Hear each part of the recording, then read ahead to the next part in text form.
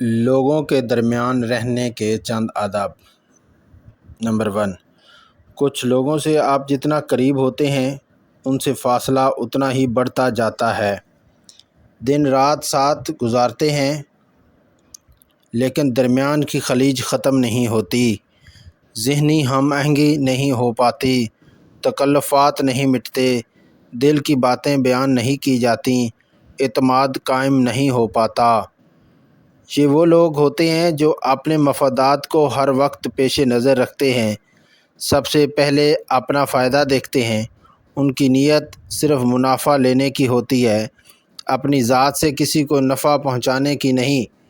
ان کا حساب کتاب جاری رہتا ہے، پلس مائنس کرتے رہتے ہیں۔ اگر یہ مجبوراً کسی کو کچھ دیں بھی تو ہر وقت اس خیال میں محو رہتے ہیں کہ کیسے کئی گنا زیادہ نفع بدلے میں لے لیں۔ یہ اس موقع کی تلاش میں رہتے ہیں۔ ان کی دوستی، ہمدردی، تعاون سب ایک مقدس فریب کی طرح ہوتا ہے۔ ان کی شخصیت لالچ اور مفادات کی دبیز پردوں میں چھپی رہتی ہے، اس لیے کہ ان کو زندگی میں کوئی دوست نہیں مل پاتا۔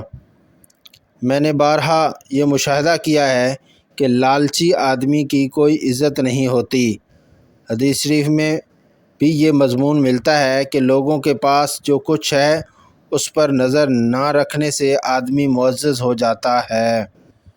لوگوں کے مال پر نظر رکھنے والے، ان کے ذریعے اپنے دنیاوی مقاصد کی تکمیل کے خواب دیکھنے والے اور اپنے کاموں کے لیے لوگوں کو استعمال کرنے والے کی عزت و آبرو ختم ہو جاتی ہے۔ نمبر 2، اتنا ہوشیار بننا بھی مناسب نہیں کہ آپ لوگوں کو استعمال کرنے لگیں۔ یہ ذہن بنا لیں کہ اپنا روپیہ بھی خرچ نہیں کرنا، خرچ کرنے کی جگہ پر بخل کریں اور لوگوں سے مانگ مانگ کر چیزیں لیں۔ یہ بھیک مانگنا نہیں ہے تو اور کیا ہے۔ یاد رکھیں عزت خرچ کرنے میں ہے۔ اللہ پاک نے دیا ہے تو میانہ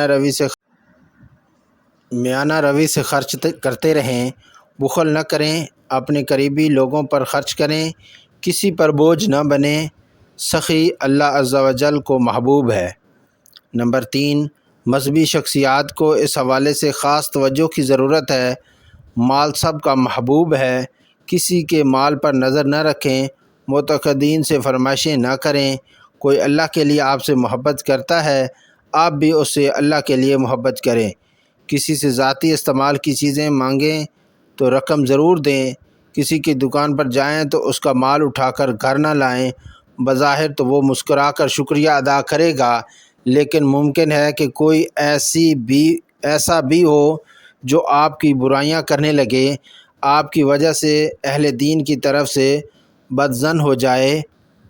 اس حوالے سے مولا علی علیہ السلام کا ایک واقعہ مشہور ہے کہ مولا علی علیہ السلام خرید و فروخت کے لیے جب بھی بازار جاتے تو دکاندار سے پہلے پوچھتے کہ آپ مجھے جانتے ہیں؟